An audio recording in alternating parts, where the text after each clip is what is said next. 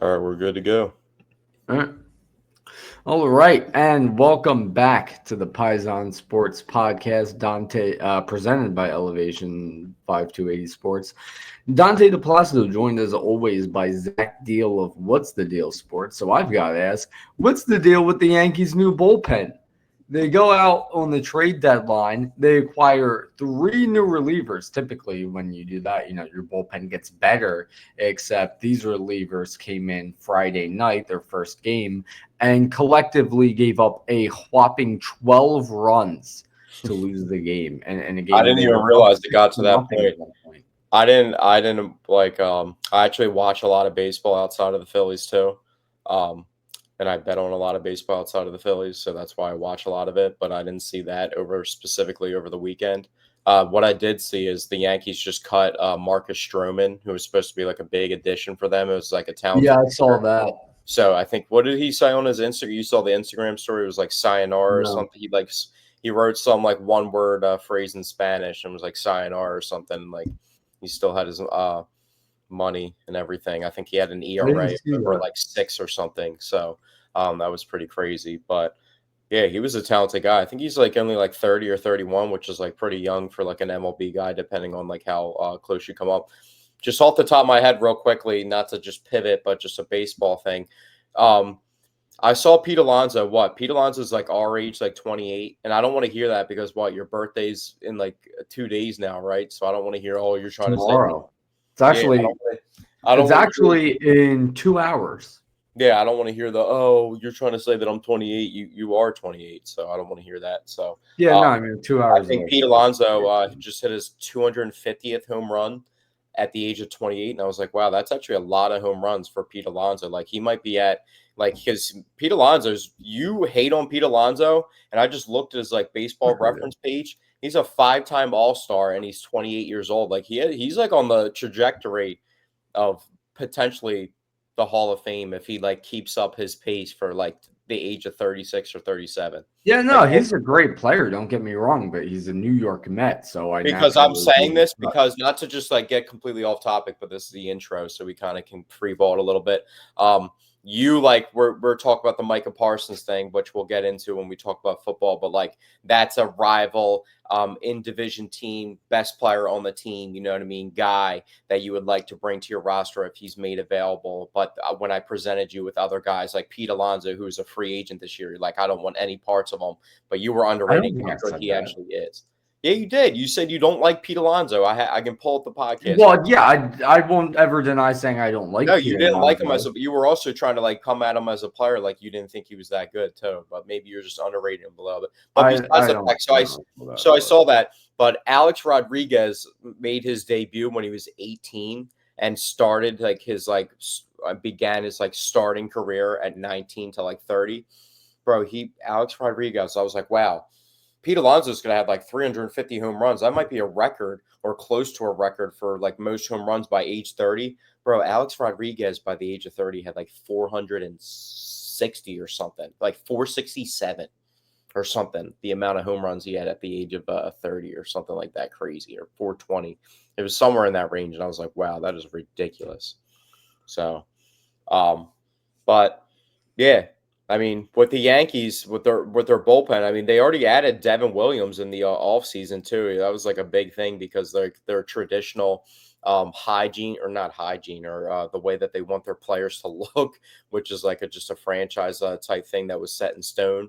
Um, he was the guy that had the big beard from the Milwaukee Brewers, and they acquired him and they allowed him to have the beard. So those teams like the Dodgers, the Yankees, um, the Mets, the Padres, even the Phillies at times recently since they've been good and they've been an attractive place even when they haven't been good.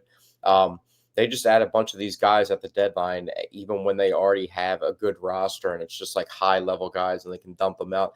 The Phillies are actually little bit more hesitant because they don't trade their prospects as much as other teams do. But like the Yankees and the Dodgers, like they're getting all these guys at the deadline every year and just trading prospects. And like for the Yankees, they might as well do it because like I mean, guys like Anthony Volpe, who has like 17 home runs, he's like all right. You know what I mean? He's like a decent player, but like he's not like the high level prospect. Jason Well, Dominguez. yeah, he's hitting a lot of home runs this year, but he's also batting at a low average. He leads the American League in errors with 16, I think. Yeah. Jason So Dominguez isn't really that like crazy of a prospect either. You know what I mean? So like he he's a was good player. supposed to be. Both That's him what I'm and saying. No, Volpe I'm saying were the rookie all these star guys that talent. they're trying to mix in as their big prospects into their roster and bring up to the major leagues haven't really worked out so much. So as I feel like they're just like they just pulled the strings. But like some of the players that the Dodgers traded, I think the Yankees were responsible for trading either Ellie De La Cruz or Onel Cruz back in the day. And then the Dodgers were responsible for one of those guys too, and a couple of those other big name guys. And then the Padres traded Abrams, James Wood, obviously Juan Soto, like you know what I mean. All these guys, even though they acquired him, Juan Soto originally was from the Nationals, but yeah, they just like had these high level prospect guys, even when they had major league experience of a couple years and they're still really young, like Juan Soto, and they just move on from them. And I mean, the Padres were like what the most aggressive team at the deadline.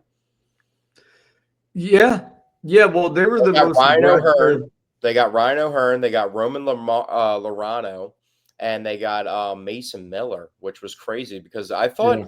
didn't Mason Miller sign a contract extension last offseason or at the end of this offseason? I'm pretty sure he signed some sort of extension or arbitration or something like that, where he had team control for a long period of time, and he's still That I relatively don't recall, but what I will say is the Padres were the most aggressive team in terms of acquiring talent. yeah. And Now, obviously, we have a little connection to the Padres now, a little rivalry because of my cousin Vinny. You know what I mean? He joined the podcast a couple weeks ago, and he's a Padres fan. So he's yeah, talking me up and asking me what I think about the trades. And I'm saying to myself, as much as I want the Phillies to trade prospects like Aiden Miller and Justin Crawford, I don't want like we talked about the three guys we didn't want the Phillies to ever trade in the prospect thing, and this dates back to last year, which was Justin Crawford, Aiden Miller, and Andrew Painter. Because as of last year, if we were talking at the deadline of 2024, Mick Abel wasn't the same guy that Mick Abel proved to be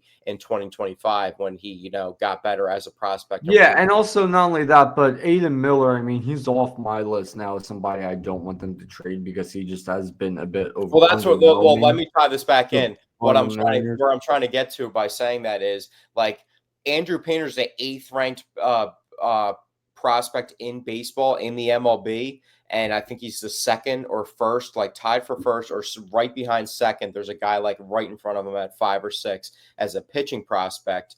But for the Padres to get Mason Miller, although he's really young and really good, I mean they traded the third overall prospect who's a position player in baseball to do that. I feel like that's pretty crazy. I don't know if I'm doing that for a reliever and more. They traded 3 other guys on top of that. Yeah, they gave up a lot for Miller. Now, what I do want to talk about, so the Padres were the most aggressive team in acquiring talent. Now, to look at the opposite end of the spectrum, the Minnesota Twins were the most aggressive team in terms of trading away talent. Well, I mean, they're getting prospects in return, Let me ask you obviously. this, Dante. Would you believe me if I said that Cody Clemens would be considered a top 3 or 4 talented player on a team's roster at the 2020 after the 2025 trade deadline in the MLB? Yeah, that's pretty fucking crazy. Although I always liked Cody Clemens, but And if yeah, I would have said that to you, and you probably would have said, "Dude, don't tell me that Phillies are clearing house." Like that's what you would have thought. You know what I mean? Like you wouldn't have thought that he would have moved on to another team. You no, I wouldn't. Well, no, I mean, at that point, I would have to come to that conclusion because I know, mean, you get traded to the Phillies would have to get rid of a lot of talent for that statement to be yeah. correct. But yeah, so the Twins, I mean, they got rid of a lot of guys, and just to the Phillies themselves, Harrison Bader, for example, and the big move, Yohan Duran. who has just Who had absolutely, his name mispronounced on ESPN how many times? That was pretty crazy to me. It was like Durant yeah. the entire time. That was Hey, he literally once made a video saying how to pronounce his name. It's Duran. He's the Durantula. I It's just pretty would have thought on the simple. level of ESPN broadcast that like that wouldn't even be questioned. They would know that. You know what I mean? Especially Yeah, because this isn't it's a like a local. shame. Like it would. The Phillies broadcast made sure they knew of it on the radio and the TV broadcast, and obviously we have some of the best announcers working there between the guys that do that. And but like on the ESPN broadcast, it's like for the Phillies broadcast to get it right, this might be their first time ever announcing his name. Like the ESPN broadcast, like the Twins don't play on ESPN all the time, but they have before. So it's Yeah, not like it's this a is good the point. first time. That's an excellent point. And I mean, Duran has just absolutely electrified this team. His stuff is crazy. You want to see the craziest stat? I will give ESPN their props here. The stat they bring up the stat department in there. He's thrown what was it? Almost 1,300 pitches over 100 miles per hour since 2022, which is 460 more than any other pitcher in the MLB. You know I how did crazy not that see that. is? That's pretty insane. That is insane. That's one of the Yeah. craziest baseball stats I've heard in like recent Well, memories. what I'll tell you is, I mean, going into the game Friday night, I knew Duran's fastball was at like 102, 103, even 104 at times, once hit 105. And he comes out, and I'm ready for him to throw a fastball. I want to see it. He comes out Friday night. First pitch splitter, 98 miles an hour. I did not know his splitter is that high in the 90s. And he threw most of those splitters at 99 on Friday night. So, I And mean, that's he's supposed to just, be like a splitter sinker too, so it's like called like a splinker. And I yeah. was like, wow, that pitch kind of like location wise a little bit sketchy. And it came in at 98. I was like, wow, that's pretty fast. But you're talking about the fastball. It took him 4 pitches in the his debut for the Phillies to get Yeah. three guys out 4 of there. pitches, 4 splitters. He did. That's what I'm saying. What I'm getting to is he didn't even throw the fastball. So Yeah. the first time we saw the fastball was tonight. Obviously, your Mhm. hype. The intro. The you don't even. There's no change in the TV broadcast. There's no commercial from the bottom I of the love that, man. inning. Just It's get so right great. to it. Yeah, it's awesome. I love that. Yeah, And it's really transition one to hell the of an intro. entrance, dude. I'm I not a mean, big spiders guy at all. I hate spiders, honestly. I'm not afraid of too many things, but spiders, I'm just not the biggest fan of. But that spider thing is pretty dope. And it's isn't it just so funny how baseball managers have numbers in general? Isn't that just hilarious? Like why is it's it insane that they wear the like, yo, what uniform. if back in the day, like Brett Brown was rocking number 88 on the bench for the Sixers in a jersey, like just like coaching the Sixers, like how funny. Or Nick Sirianni had number 60, whatever, number 64 on the Just in sideline full wearing pads the on the jersey. Yeah, sideline, with the man. Just shorter in pads and a full, helmet and like eyeglasses. what's his name in the longest yard? No, the funniest reference. I know you've seen this picture. You ever seen T.I. in the club on Halloween and he's wearing the Yeah, Mike Vick with the eye black? What if like that yeah, was he's got the shoulder pads on. yeah, Yeah, but honestly, we can't even be like clowning Nick but like that. Like he's because that's like a joke for people that don't wear like football stuff or haven't played football before to look like that. Nick's highlights at Mount Union Division III, he was cooking people. yeah, he So was one I hell can't of a even be wide clowning him for receiver. like wearing a like he would be he might be he would have a chance to make the Eagles roster as like their seventh backup reserve wide receiver if they needed him.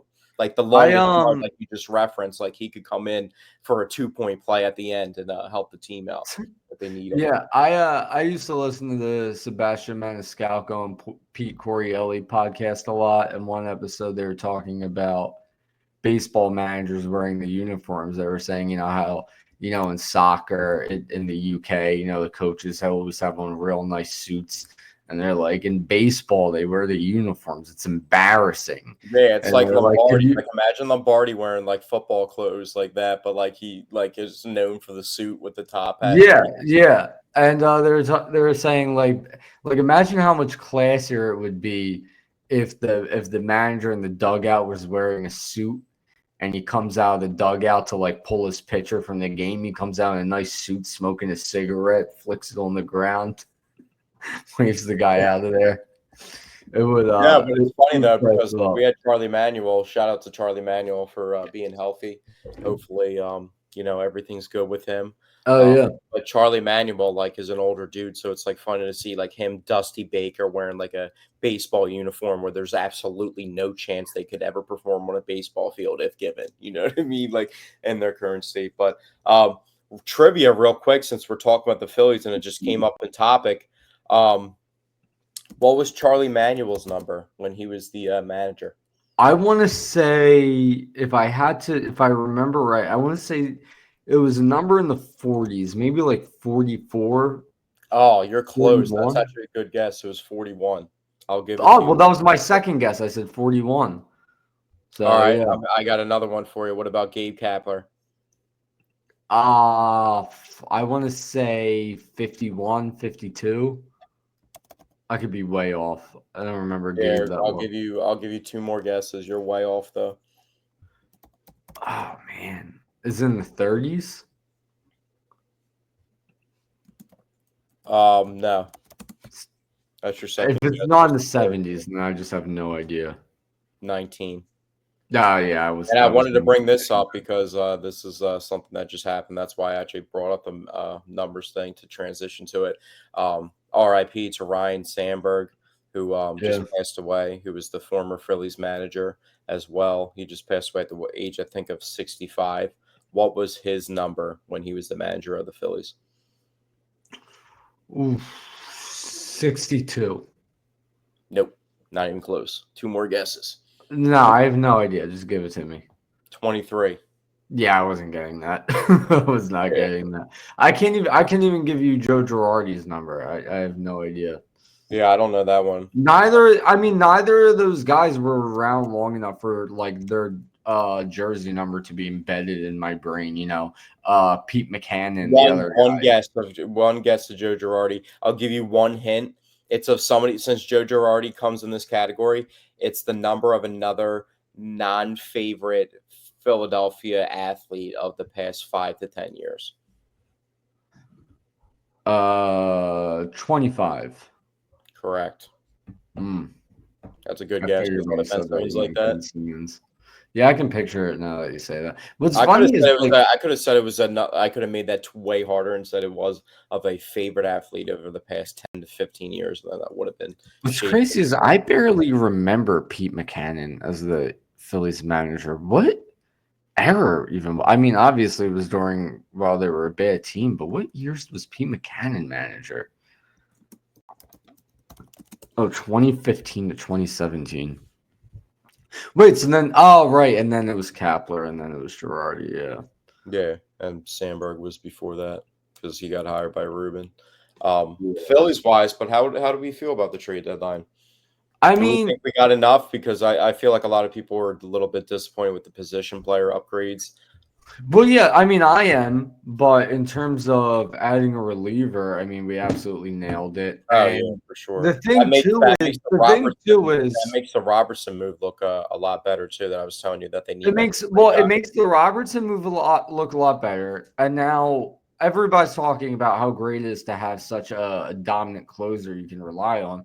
But not only that, but now you're adding to another arm in the pen in the sense that like now if you have a pitcher go 6 innings strong, then you just need Kerkering, Strom, and Duran to get it done. Those are three guys you depth. So now instead of looking at like Romano, Kerkering, and Strom, or Lazar, Kerkering, and Strom, and it's like, can Romano or Lazar or whoever get through the 7th inning? Now you have Kerkering or Strom in that spot, a guy who you definitely trust. So it like strengthens the bullpen across the board, really.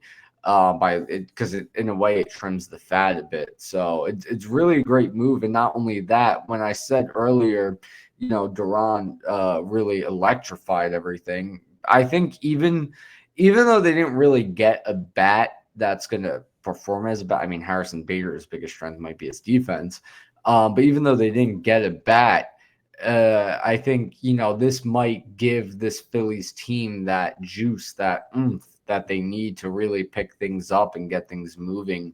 And even the game they lost on Saturday, the offense still did a heck of a job. So, it could just be a pivotal move even without acquiring a bat. Yeah, I think more so just the way that they went about it. I know a lot of people feel like, the way that the Eagles were able to acquire A.J. Brown and Devontae Smith was because of the failure of the Jalen Reagor pick. So, like that, tying that thought into baseball wise to the Phillies, could they have like kept Jeff Hoffman or Carlos Estevez and still felt like they needed to pull the trigger on Duran trade at the deadline, and like imagine the bullpen then if they would have had Hoffman, Duran, or Estevez, Duran, and then all the other guys like Kirk Ring, Tanner Banks, who's been pitching pretty well, and guys like that around there as well. So that's kind of just like my thought about it. But I'm happy that they made this move because I feel like this just like makes things really. This just like cranks up the heat. Like now, those two games that they won in this series versus the team that's the favorite for the AL. In the Detroit Tigers that have really good pitching. I mean, we saw one of the best. I mean, can you name a better possible pitching matchup than seeing Tariq Skubal versus Zach Wheeler? What we got on Saturday. Yeah, and Even though they allowed hits too, like Wheeler allowed 9 hits, but he had 10 strikeouts, and Skubal had a couple hits that he allowed too, and he had 10 strikeouts too. So I mean, it's just two of the best pitchers. It's probably the best lefty and the best righty, literally going at each other in baseball. Yeah, So, I but the matchup really wasn't, what was advertised. Like you mentioned, they both had a lot of strikeouts.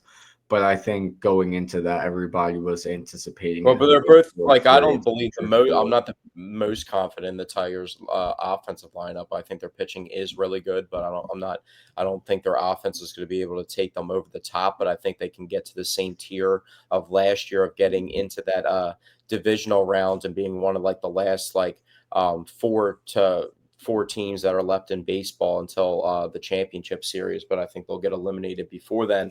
But I mean, it's a good offensive lineup. So it's like these pitchers are going at it, but it's just two good teams in general. It's like two of the favorite teams of each conference. You know what I mean? So it's going to be tough in general for either pitcher, regardless of how good they are. And Zach Wheeler hasn't been the exact same Zach Wheeler. It's just going off the resume of we know who he is. I feel like the Zach Wheeler of why he hasn't been as sharp is like I feel like the baby that he had this year, like just took a toll on him. Not like it's like a crazy thing that he hadn't experienced before, but it's just like in general, I feel like that's just something that, takes some sleep away from you. Yeah, I feel like the past few starts. Bryson Stott had one too. Who else had Bryce Harper? Stott had a kid, but Stott, he had a really good game the other day. But he was also slumping too. So just off the top of my head, Yeah, Bryce had he was. Did Bryce have like his 4th child this year too? The beginning I of the don't year. know. Bryce has been pumping out kids, man. But one thing I want to say about tonight's game is, and I feel like this may have been overlooked, but you look at Christopher Sanchez tonight, right? 8 shutout innings. How many pitches did he? It was like Well, yeah, that's what I was about to say next. So it was 8 shutout innings. I think it was only at 85 pitches, right? Any other night, and the fan base is going to be clamoring for him to come back out in the 9th. Any other night, and he doesn't come back out in the 9th with only 85 pitches, pitching a shutout, and the fan base is furious. But because of the new acquisition of Duran, no one was even talking about that. No one was even saying send Sanchez back out. No one was upset he didn't come back out because everyone just wanted to see Duran. And I think that like just really shows how exciting of an acquisition he is. How big of a believer are you? Because it was one of my first thoughts when I was experiencing it on Friday. Because I felt like on Friday was such like a special moment to where like it was triggering my brain of like all these like different thoughts of different avenues of Phillies baseball. And one of the thoughts that I had was like the connection that different franchises over all different sports make to a championship team that might have been from 5 to 10 years ago and how that was shaped. And they look at that and it's like, that's what I need to do again to get back to the top. And what did the Phillies have in 2008? That was the outlier. That might be one of the outliers in baseball history. What did they have? What do you mean? I'm asking you, what did they have that was outlier to a lot of teams in baseball history? Like in terms of like what kind Of of players? anything. What was a trait to their team that they had that was an outlier to like most teams in baseball history? I don't They know, had one of great the greatest chemistry. closers they had one of the greatest closer seasons of all time.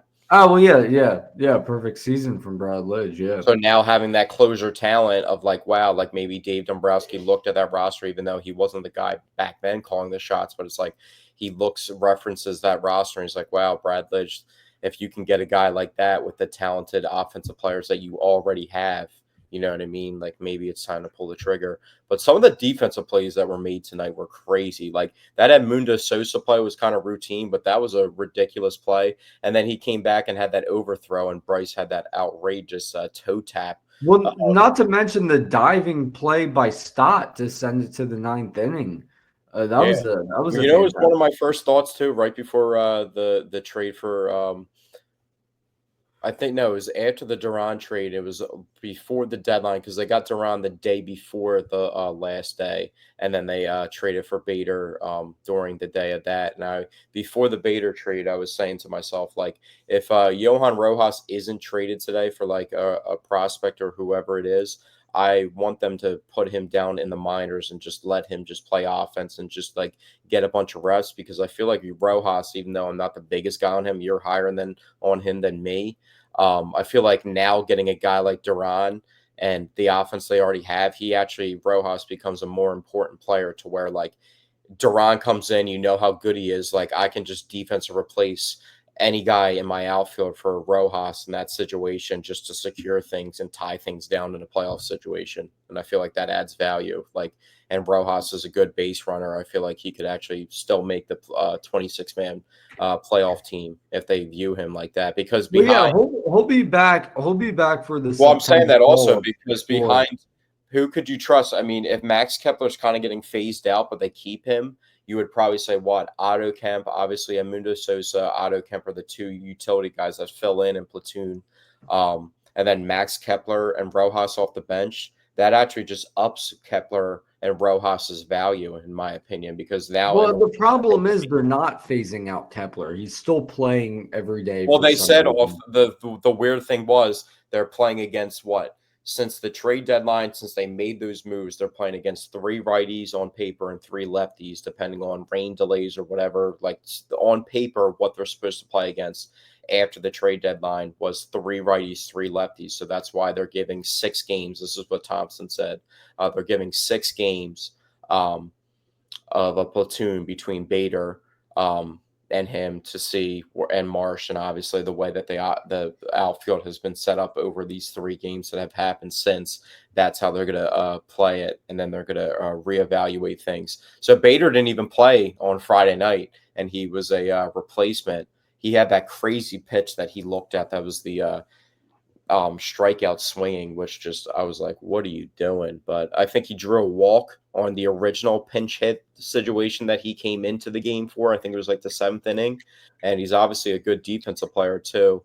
Another thing on Friday, Bryce Harper ended up he did cross the plate with that check swing, but he kind of freaked out, got thrown out of the game again. He definitely did. It was close in the moment. The umpire was kind of shaky all night, but he kind of freaked out. And the umpire was shaky tonight too, man. He missed a lot. Yeah, the Duran had really good 103 up and in fastball, and he didn't call it. And I thought that was kind of crazy. I've been seeing umpires around the league, like with strike calls or just getting banned. Well, if you want to see a really bad umpire scorecard from the other night. But were you surprised in that moment that Topper actually had urgency to come out of the? This was Chris Siegel Friday night in that Yankees game I mentioned. That is atrocious, dude. That's so bad. And the crazy thing too is it's plus 6-8 for the Yankees. meaning that like with all of these missed calls and only It's plus almost 6-8 for the accumulate Yankees. to like what over 3/4 or almost close to 2/3 of a run accumulated. Well, that's the thing with all those missed calls. If they were to mainly go in the Yankees' favor, it would be way more than plus 6-8. So what I'm getting at is he was just awful for both teams. If it was Yeah. that many missed calls and it was a small run favor for the Yankees. Were you surprised that Topper actually came out of the dugout and showed urgency? Or do you think it was just because Bryce, you don't know if he would do that for maybe a Schwarber acted out just because he doesn't do that. Schwarber only had the one blow up before, so maybe a Schwarber does that. He comes out. Probably Castellanos, he comes out and does that, but maybe another player, he kind of sits back. But get on the dugout. Yeah, I mean, I didn't really look too much into that. One thing I want to mention, I feel like I had two more things I want to mention before I give my meatball of the week. But one thing, Friday night, I went down the shore after the game and I was driving on the expressway. I stopped off at the Francis Farley to get gas. And the guy at the pump in front of me got out of his car going to the 7-Eleven. Bro was wearing a Duran jersey. The same night he made his appearance for the Phillies, this guy already had a Duran jersey. He came back out of that. Was it a DH Gate boy or was it actually a nice one? It was so he came back out of the 7-Eleven. It was a City Connect, and he came, which is the same jersey Duran wore that night. And he came back out of the 7-Eleven. I was like, man, that was fast. Apparently, he was at the game that night and he bought a jersey there and just had them put Duran on it because you can custom. Yeah, the custom. Okay. Yeah. Cool. But that was insane, dude. I saw him get out of the car. I was like, I had to do like a double take, like do my eyes deceive me. Have those jerseys grown on you at all? I mean, I never hated them as much as everyone did. I didn't like him to start off with. I think they're all right. I mean, I do think it's the main thing is I think it's cool that it's a jersey that reps Philadelphia's flag, because outside of the Union and outside of the Eagles, Blue Jackets, or whatever it's called, throwback uniforms. You never see any Philly teams repping the Philly colors. So I think it's pretty cool that they do that. But the jerseys, it actually has a meaning to the theme. What, the yellow and blue Eagles jerseys back in the day? How do you feel about those? Those are atrocious. They're really did beat down the Lions the last time we wore them when we had Kevin Curtis at wide receiver. So I'll tell you about that game, man. First of all, I actually did when I was a kid. I ended up getting a Brian Westbrook yellow jacket. Who was our other wide receiver at that point in time? It was Reggie Brown. It was Kevin Curtis. It was Jason Avant. It was Reggie Brown, right? The wide receiver, the first or second round pick, Reggie Brown. We might have had D-Jax at that point in time because I think that game was in 08. No, it was 2006, bro. Was it? What I remember from that game was me and my dad. Yeah, that was Reggie Brown era. Reggie Brown had his best season. Okay, but what I was gonna say is me and my dad, we were watching that game. We saw them score 3 touchdowns, start the game, go 21-0. But then my little cousin, he had a birthday party at Chuck E. Cheese. He's a lot younger than me. Was he 7 years younger than me? So anyway, yeah, he was still like a little kid at the time. And me and my dad were both furious that we had to miss the rest of the game to go to his birthday party. And we were even more furious that they didn't have the game on any of the TVs in Chuck E. Cheese. So we had to miss the rest of it. Oh, my God, yo. I didn't even I guess we can wrap it up with baseball right now. You're going to give your meatball a week. Yeah, this is a good time to do it. But, dude, look at it. I just looked up the game for these stats, and you remember that offense was going crazy that day. But, I forgot to the extent that we're going. Kevin Curtis went off. I know he went off. No. Listen to this. You know how we talk. You know how people regard the Monday Night Football Redskins. I can say that because they were the Redskins at the time. So, but the Michael Vick, Deshaun Jackson first play game, 56 points. We're clapping them at just offensive explosion. You want to hear the stats in this game? Yeah, I mean, I'm familiar with them, but yeah, go ahead. All right, so the Eagles scored 21 in the first quarter, 21 in the Yep. second quarter, 7 in the third, 7 in the fourth, so a touchdown every quarter, 3 touchdowns in the first and second quarters each.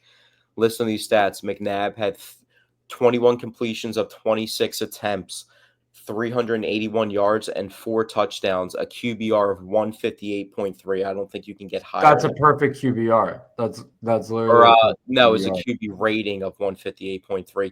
Well, QBR, no, that's a passer rating actually. The yeah, QB passer rating rating. is like That's what I'm saying. yeah, Passer rating, QBR 158.3. 98.6. Yeah, that's a perfect passer rating. Um, Brian Westbrook, 14 carries, 110 yards, 14 carries, 7.9 average, 2 touchdowns.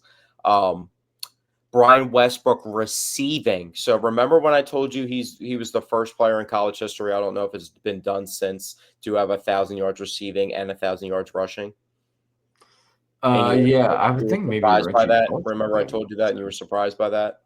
Yeah, So in this game, he had 100 yards receiving and 100 yards rushing each. His receiving stats: 5 catches, 111 yards, and 1 touchdown. So he had 19 yeah, touches, 221 yards. Dude, oh my God, that's so crazy. So he had 19 touches, 221 yards specifically. Remember 221 specifically, that number.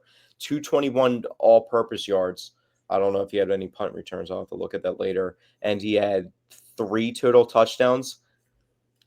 Kevin Curtis had 221 yards exactly as well receiving and yeah, 3 touchdowns as well.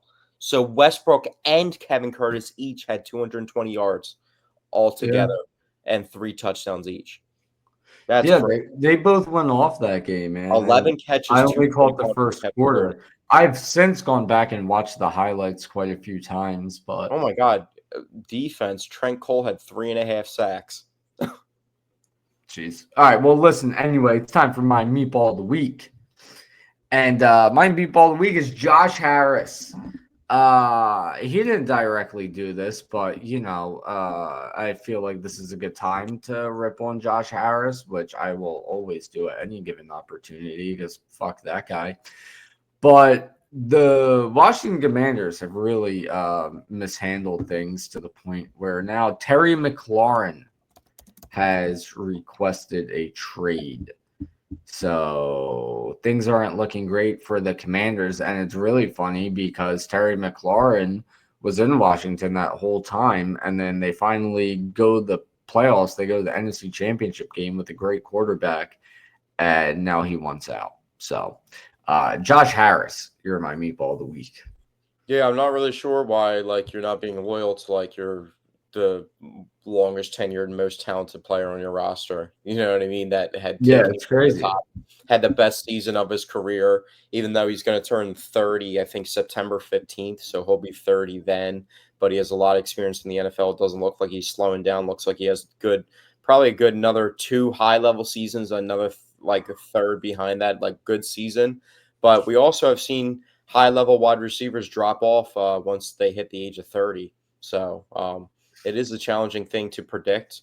But also, a lot of those high level receivers that fall off after 30 change teams. So if he's on the Commanders, he has Yeah, a better that's chance what I was gonna say. to break Usually that it's right production because after he had a one of the player highest changes teams, like Julio Jones, for example. he had one of the highest production rates over wide receiver last year because he had one of the I think he was 1 or 2 in total target shares of he just was the main guy, he was their one and only receiving threat last year.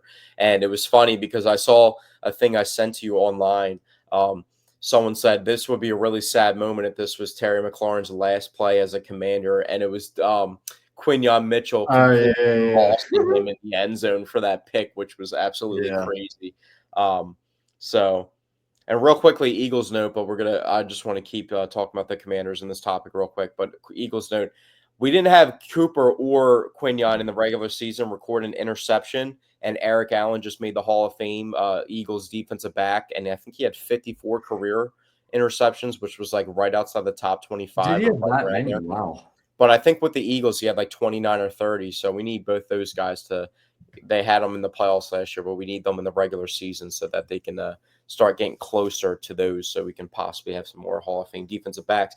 Did you know? Also, quick note that the Eagles have only had 4 total defensive players in the Hall to make the Hall of Fame that they've drafted. I didn't know that. Hopefully, Fletcher Cox could Fletcher potentially. Cox adds to it. Yeah. I wouldn't call it lock to make the Hall of Fame or anything like that, but it's a I think it's possibility. Chuck Bednarik, Reggie White, Brian Dawkins, and Eric Allen. Yeah, so not a lot. Now, speaking of Terry McLaurin requesting a trade because the Commanders just aren't paying him, an even more But mind-boggling also just to talk situation. about that real quickly, why would you not pay Terry? If you're making a move to go out and get a 30-plus-year-old Laramie Tunzel, which is a good move to protect your young quarterback, but it's you're only doing that move to solidify your roster, not go backwards by trading your most talented skill position player. Yeah, no, it makes no sense. And what makes even less sense, in my opinion, just because we're talking about age and still being in their prime. Not that McLaurin isn't in his prime, but you mentioned the possibility of him slipping once he hits 30. But the Cowboys just refusing to pay Micah Parsons and then even giving a big contract to their tight end, which to me was probably the a straw that broke the camel's back for Micah Parsons, who has also since requested a trade.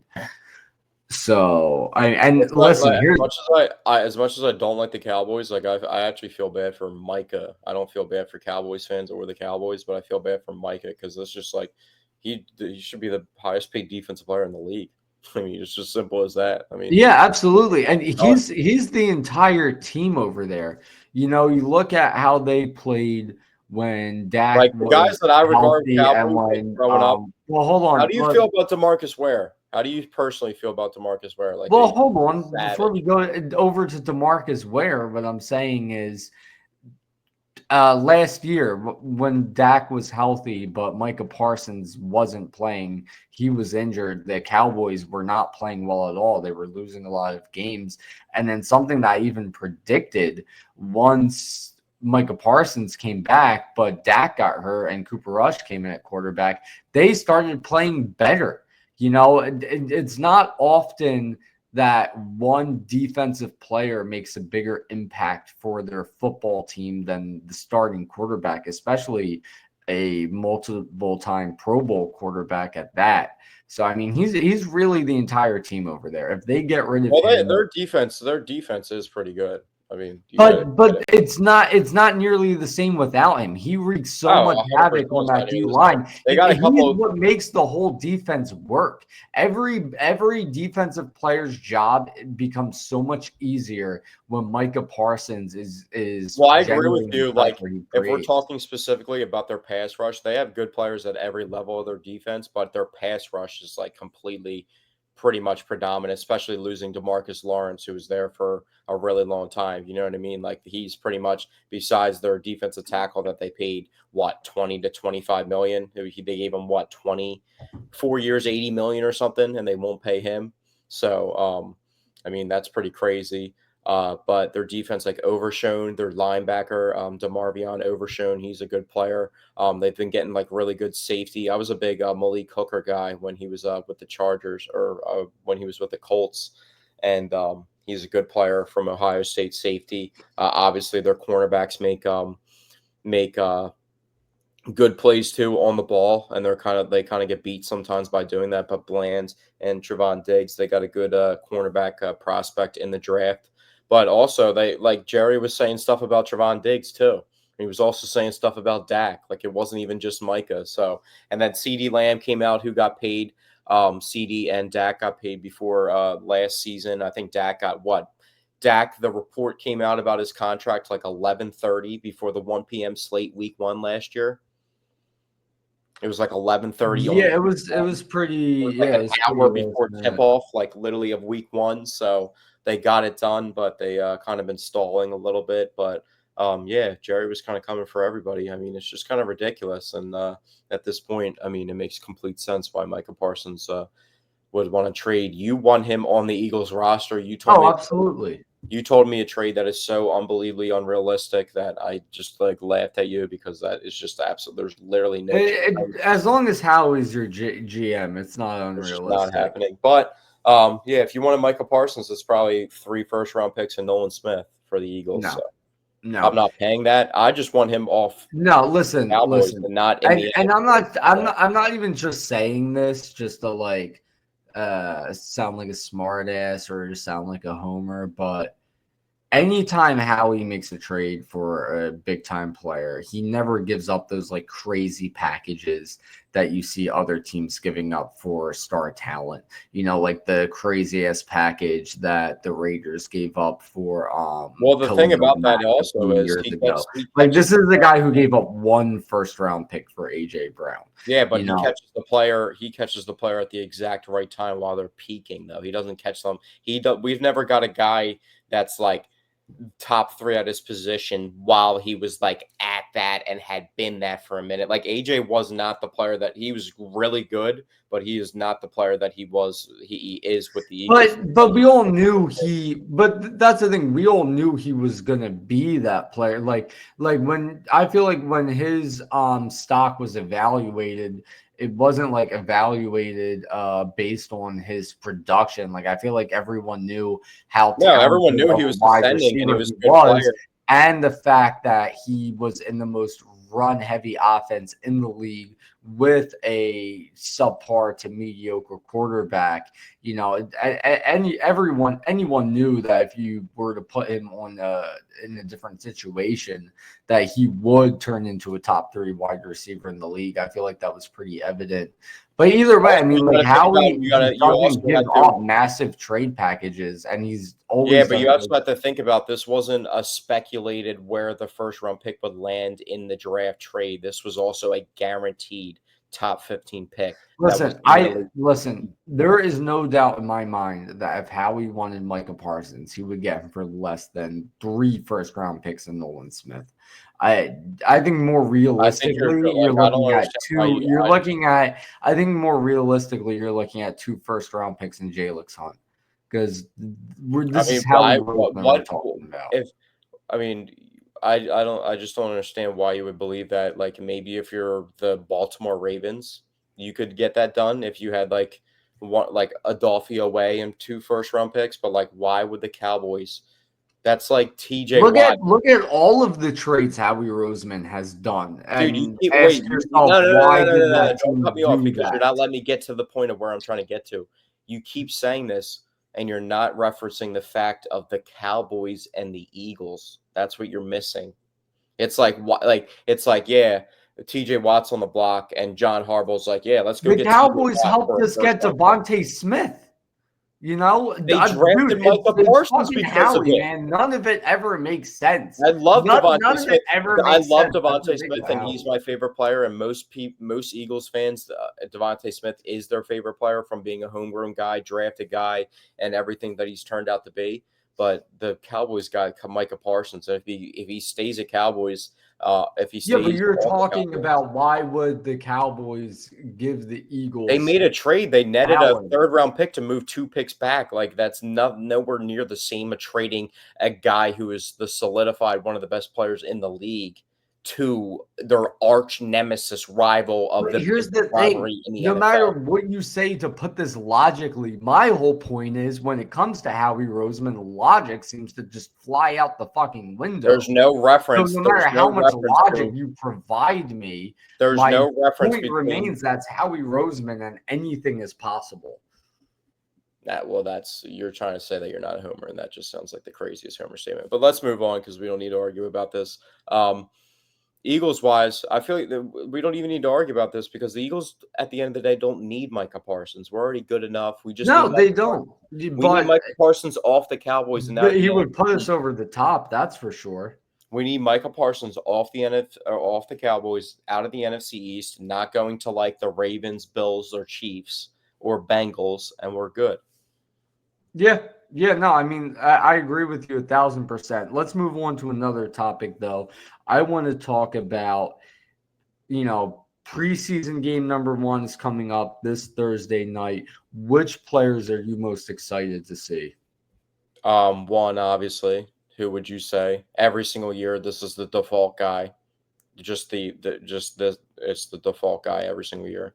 Well, I was going to You're say taking Javon. two I specifically. was going to say Campbell, so I don't know who Yeah, you're referring Campbell, to. the default guy, as in the first round pick, is always Oh, the guy yeah. that you want to see, always, or a second Yeah. round pick, like when you have Cooper DeJean, if he was healthy last year at this time for the first game, which he wasn't.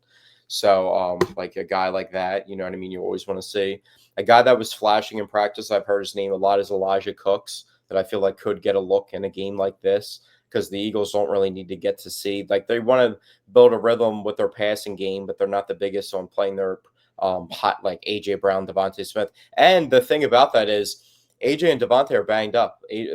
Devontae missed like 3 practices this week with a back injury. I think he was like limited today, and AJ missed today's practice Sunday with a hamstring injury. So they're trying to figure out the guys behind those guys, and no one's really flashed, prompting me to think. I mean, Jahan Dotson's there, and we know he's a talented guy that hasn't gotten looks, and he's referenced that, but he could maybe have a bigger role for their offense this year. Apparently, Dallas Goedert and Jalen have been connecting with each other. But all these guys I'm mentioning, I'm just referencing because they don't really need to see what these guys are about because they know they won the Super Bowl, obviously. So, um, offensively, to give you a couple guys, they drafted the 3 offensive linemen between Kendall Hinton, um, my guy, Drew Kendall, and who was the other guy? Off the top of my head, I'm drawing a blank. I forget his name. Yeah. So I'm interested to always see offensive linemen and how they match up because I mean, there's a lot of like I feel like defensive linemen are a position, just our position group in general between interior and exterior guys that a lot of just like late round guys that can just morph into really good players, like more Ojomo type guys that are really talented. So these offensive linemen in the preseason games, regardless of what string, second or third string guys, these are talented guys that can really work these offensive linemen. So I really want to actually see because I feel like our offensive line there's a question mark at guard. I mean, we had Mekhi I Becton. don't think so. I think Tyler Steen is going to No, be Tyler solid. Steen. I mean, I don't know what you've been hearing about him. He's a lot of people said he's looked really bad, but in training camp. So you're a lot higher on Tyler Steen than a I've lot of been people high are. on Steen, man. I don't really understand why you are that high on Steen, but I mean, this is a guy that cracked the only way that he was even seeing the field was via injury. And outside of that, it just he has yet to Well, morph. that was just an example of Mekhi Becton just doing so well that he won the starting Yeah, but job he had last year. opportunities. Mekhi Becton regained his career. Mekhi Becton was like, when we talked about him, we referenced him. And it was funny because I remember I was like, should I bring him up when we talked about him? And we mentioned the signing on the podcast last year when it happened because it happened like a random point in the offseason. And I was like, this might help him out. But it wasn't a guy that was guaranteed to make the roster. And he built himself back up to be that. So it's like there was a complete opening. There was another opening. We're what on year 3 of Tyler Steen, and he has yet to push the door open for him to get there. So like the same. Well, that's the thing. It's year 3, and right now he's projected to be our starting right guard. Year 1, he wasn't expected to play. Year 2, he was, but Mekhi Becton just came in and lit the world on fire in training camp. And now year 3, now here's his chance to start right Well, they guard. also traded a starter on defense for a guy who I think he was working with a third string. Last time mentioned, in Kendall Green, but I mean, we don't know what we're really going to get there. I don't even know if he's going to make the roster. It's really just a salary dump. I think a personality dump that the Eagles aren't going to try and burn any bridges with a guy they won a Super Bowl with. But in reality, I think the personality of C.J. Gardner-Johnson was just too much for them to keep on the roster. As much as I like him Well, as a yeah. player, Now, it's just a before we reality. get off topic, I want to talk about the guys I'm excited to see in the Well, I referenced preseason. all that just to say, like, that's why I'm interested in those offensive linemen because I think there True. is a clear opening at those positions. Tight ends maybe might be something. They have a couple tight ends that are veteran guys, but nobody like truly young. I know you like Grant Calcaterra a lot. But maybe tight end might be a position of There's like. not, yeah, I wouldn't say there's any like tight ends I'm Well, excited just to because see. Dallas is on a 1-year deal, which he's a great player, but I mean, there's no guarantees of what that position looks like next year. So maybe a guy can emerge and that we're not thinking about. Wide receivers pretty locked up. Maybe Aeneas Smith or Johnny Wilson flashes, or maybe another wide receiver like Elijah Cooks I mentioned. Will Shipley, and that goes for offense for me. You can give your offense, and then I'll give my defense, and you give. I've got quite a few guys on offense and defense. So first I'll go with offense. Yeah, start with offense, and then I'll go defense. You Yeah. go defense. So Yeah. So the guys I'm most excited to see on offense, Will Shipley. I'm excited to see more of him. who Tanner. apparently just beat Jahai Campbell in practice on a wheel route. So we were Yeah. talking about the competitiveness of just like guys that are even second, third string and competing with like starter level guys, and it's just going back and forth. So Yeah. So Will Shipley, Tanner McKee, because from what we've seen out of him from his first 2 preseasons and his start in week 18 and also the second half he played in week 17. I mean, we've seen really good stuff out of Tanner McKee. So I'm excited to see more from him. I'm excited to see the first looks at Kyle McCord. I mean, not that, yeah, apparently Kyle McCord has looked good too. So yeah. And it's not like we're anywhere near seeing him take meaningful NFL snaps, so I'm still excited to see what he can do. I'm excited to see Aeneas Smith. I'm excited to see Terrence Marshall Jr. And part of me is a little excited to see if maybe Johnny Wilson can really get it going, just because I just really like him so much as a raw prospect. So I'm excited to what do you see. think the chances of Johnny Wilson ever becoming a tight end would be? Or maybe they even try to start turning him into a tight Yeah, end? it looks like, I mean, that could definitely be a possibility. I want him to remain as a wide receiver just because I think it's way cooler to have a gigantic wide receiver than to have a Well, slightly taller tight he could end. always just be used as both in both positions. Yeah. But anyway, yeah, so that's my offense. Yeah, it's a good list of guys. Obviously, on defense, I'll start with Jahad Campbell. Um, I want to see Jalix Hunt if he plays. I'm not sure if he's guaranteed to play, but if he plays, I want to see him. Moro Joma, I want to see another year of him. Ty Robinson, if he's going to play, I'm really interested in Ty Robinson, what he has to provide.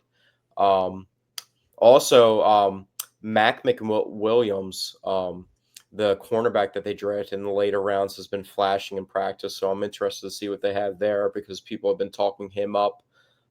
There's a couple good defensive backs on the roster. There's that safety position battle too. So I'm excited to see what the safety position between Makuba, who's dealing with a shoulder injury. So we don't know if we're going to see him. But we also have Sidney Brown fighting for a job and some other guys. Lewis Seen, another Georgia guy in the mix. And then we got Yeah, pass rushers too.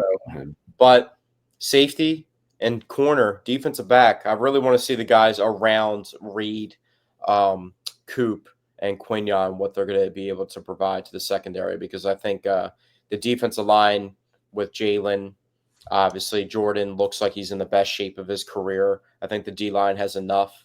I think those pass rushers, depth-wise, are going to be able to provide around Jalix and Nolan. But I want to see the guys around Quignon, Coop, and Reed. Yeah, I mean, obviously, Jahad Campbell is who I want to see the most. Andrew Makuba, obviously. I want to see Ty Robinson. I want to see what's his name, Trotter Jr. Are we expected to see him? Yeah, but I'm higher on Smile London than I am Well, Jeremiah. I'm also excited to see him, but I just really want to see more of Trotter Jr. because I still have a lot of confidence in him. I want to see that pass rusher they added late in the draft. I'm really excited to see this guy.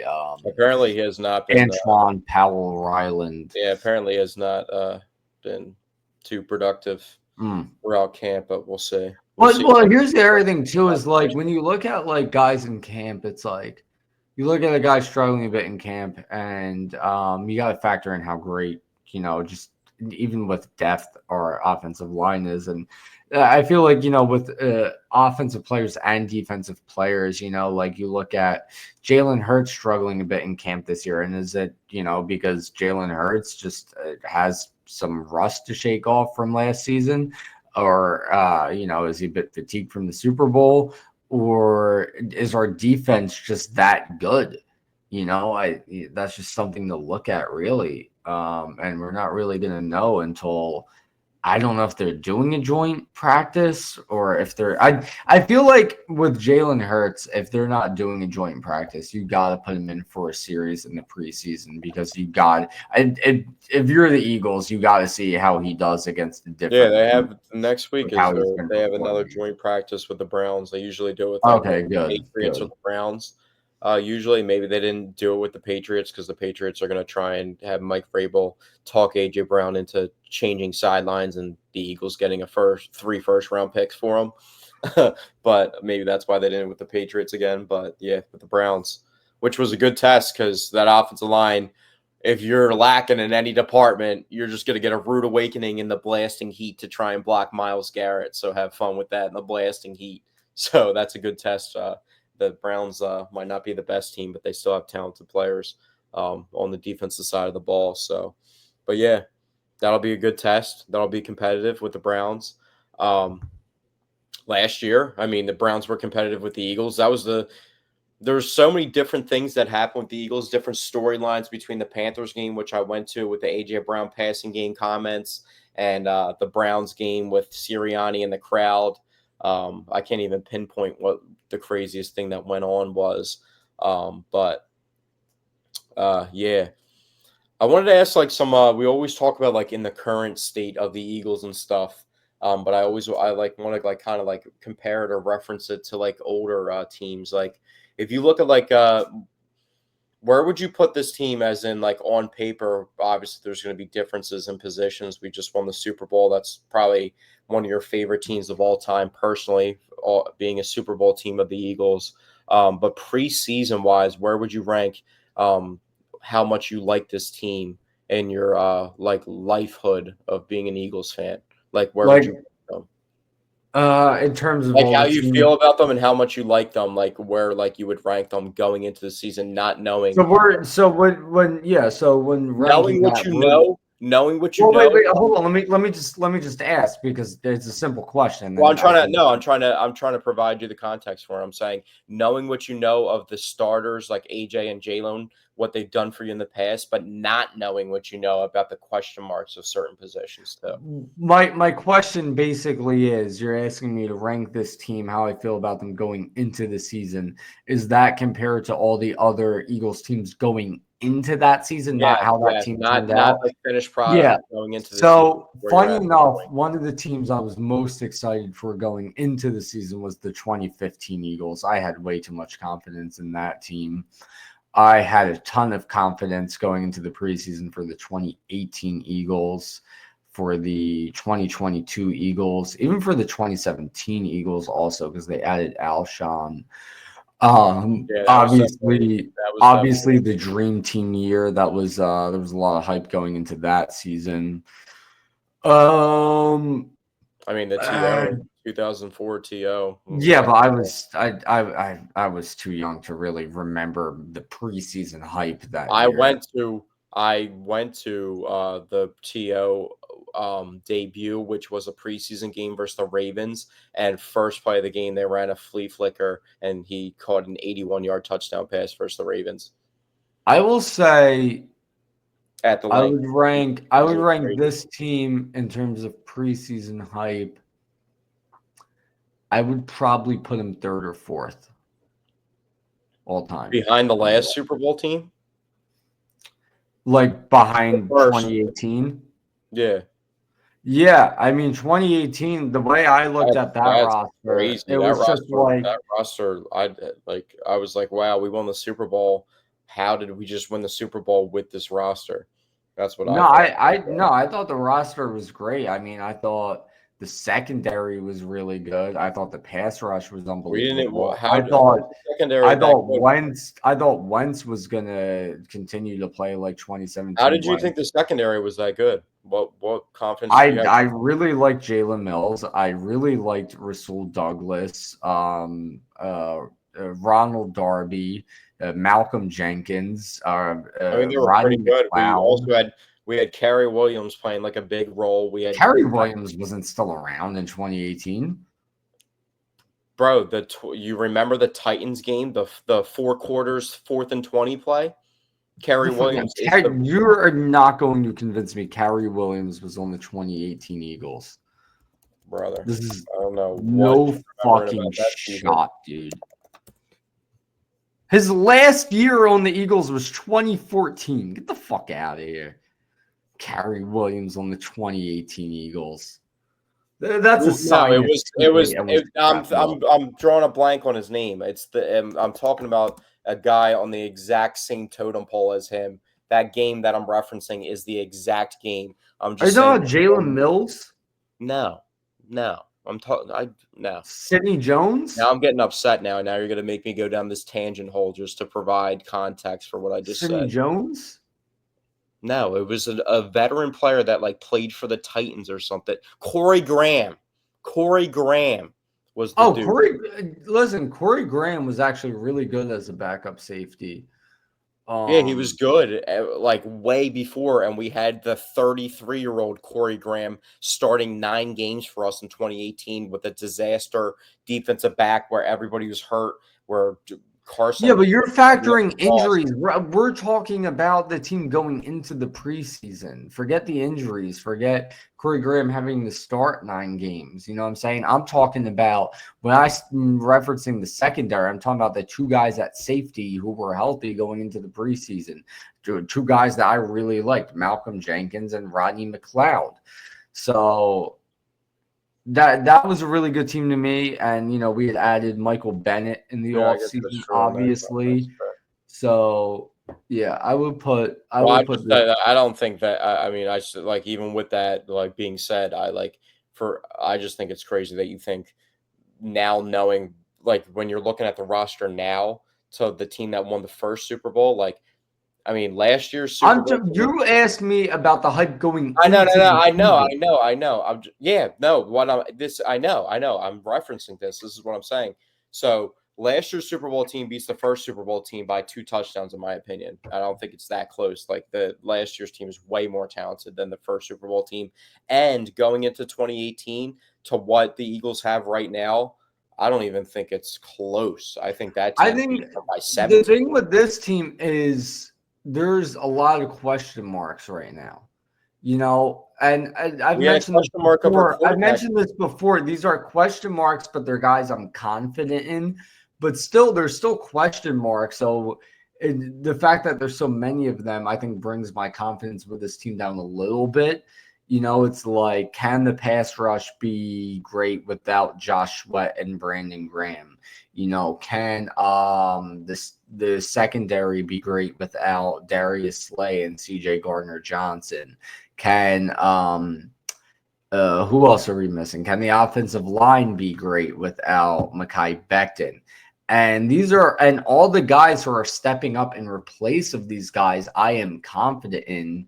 But still, it's just so many different question marks that all combined, it's just, I feel like there's a lot up in the air. Now, with that being said, I still think this is an elite team going into the season that I think has a good chance at repeating as Super Bowl champs. But I just didn't, at the time, I didn't look at the 2018 Eagles roster in that way that I'm doing now. Patrick Robinson left, and I felt we still had a lot of great corners on the roster. We also had no running back. We literally had Wendell Smallwood as our starting running back. We still had Jay Ajayi going into that year, who looked tremendous. We had Corey Clement. We had Corey Clement coming off of a ridiculous rookie season. I'm a huge Corey Clement guy, but we all knew what he was, a committee back, and was always going to be a committee back. And Jay Ajayi, we already just started hearing crazy rumblings about his knees being absolutely torn up. and just destroyed at that point in time, which they He completely were. played great as an Eagle in 2017. This is what I mean. Like the roster going into that. Either way, look, it's Yeah, we don't got to really, argue about it. I'm just saying. yeah. I We think don't got to that's keep arguing about this. I don't want Yeah, to I think that's crazy. All go right, around. it's all good, but yeah, those are good definitely like preseason hype wise. This obviously would be a team that falls into the category of a top 3 to 5 hype team going into the season, probably of all time, especially in um our lives of being Eagles fans. But just we got the preseason ahead. We still got to make cuts for the rosters. We know a lot of guys that are going to make the roster, but all those position battles that you just referenced that are open, are going to be where the cuts are going to come from for the roster. So that's going to what we have to pay attention to and have to really keen on. So position battles like we talked about, what tight end, safety, linebacker. And we also got guys that are like hurt right now that can't even, provide competition for their job, like Nakobe Dean versus Jahad Yeah, Campbell. So that's interesting to see how that will yeah. play out with Nakobe Dean in a contract year. You know what I mean? So there's a bunch of different things going on with the Eagles. It's going to be interesting. I think Sidney Brown is like 1 or 2 years away from a contract year at safety. They just drafted a rookie who could fill that role on a cheap contract. So obviously you'd probably want him to win the job. So it's also things like that you got to like think about perspective wise for like, even though one guy might like slightly outperform the other, like what's the best move for the team to actually make to shape the roster. So it's all different types of things that you have to consider. Give me three before we get out of here. I just want to say something quick about the Sixers, but real quickly before we move off the Eagles, give me three predictions for the Eagles of anything. Anything. Just give me three things. Jalen Hurts puts up bigger numbers this year. As in what? As in what? Because he's kind of like Like the more passing yards, more passing touchdowns. 4,000 yards, even a possibility. Yeah, I could say that. I think he's gonna. I think you're gonna really see him air it out a lot more this season. So that's one prediction. What's another prediction?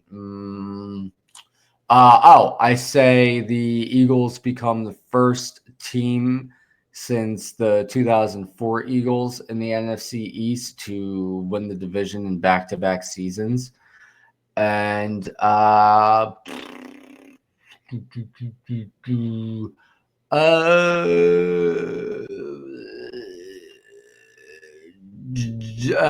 Campbell wins Rookie of the Year. I'll say that. I like that one. I like the last one, John Campbell. Three things I think about the Eagles. One,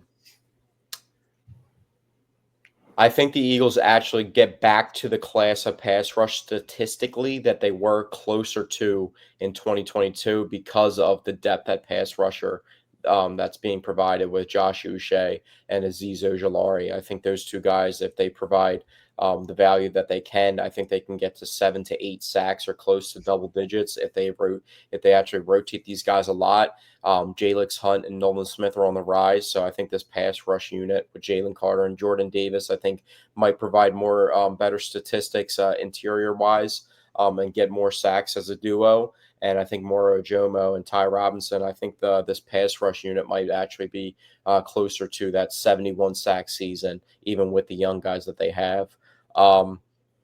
Another thing, I think that Drew Kendall, the offensive lineman that they drafted, finds a way onto the field at some point in time this year. Yeah, I could see that. And lastly,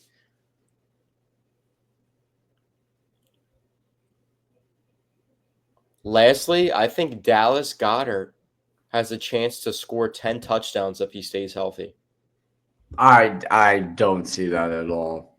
I don't see that He one was the happening. third leading receiver in the playoffs last year, out of all receivers. So I think him and Jalen have a good rapport. And I think not only that, actually scratch that, not just that, that'll be like a tangent to it. He could get 10. But the third thing I will say is Dallas Goedert might play himself into a short-term contract extension with the Eagles, and they won't be ready to move on for the production that he provides. Maybe like a 3-year contract extension. So That'll wrap it up. Last thing about the Sixers, I was just pondering about the Sixers. I was thinking to myself, they have a defender and scorer at all 5 positions on their roster between all the guys, which actually makes me feel pretty good about this roster, even if the guys like aren't completely healthy. I mean, I'm thinking if they roll out a starting lineup of Tyrese Maxey, even if they wanted to do Jared McCain, which I don't think is wise because I think he'd be a better bench scorer and provide that second unit a lot of pop. But if they went VJ, Tyrese, Paul George, and Justin Edwards or Kelly Oubre, a combination of either guy, and then Joel, if I'm lowballing everybody, Joel can give you 25. Paul George can maybe give you 15. Tyrese can give you 20. So that's what, 35, and that's 60 altogether right there. Kelly can give you 10. That's 70. And then whoever else they have in their lineup, I mean, that's almost 70 points between 4 guys in their starting lineup. And then you have a defender at every position between VJ, who can play the 5 or the 3 or the 2. You have Paul that can play the 3 or the 4. You have Joel that plays the 5. You have Kyle Lowry, who's older, but you can bring in just for defensive purposes for like 10 minutes at the 1.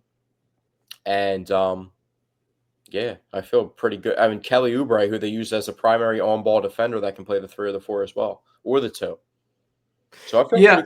Listen, I agree with that, but once again, and I've said it a million times, the thing that worries me about these Sixers is rebounding.